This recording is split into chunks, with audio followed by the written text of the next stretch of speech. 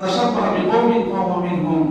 এই পৃথিবীতে যার সম্পর্ক তাদের সাথে থাকবে, হাসর যার সম্পর্কে তার সাথে হবে।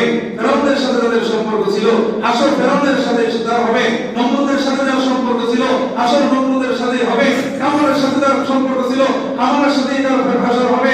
এরপরে কারণের সাথে যার সম্পর্ক ছিল, কারণের সাথেই তার হাসর হবে। যার সম্পর্ক দুনিয়াতে যার সাথে ছিল, হাসরও তার সাথেই হবে। এবার আপনি হিসাব মিলায় দেখেন, দুনিয়াতে আপনার সম্পর্ক কার সাথে?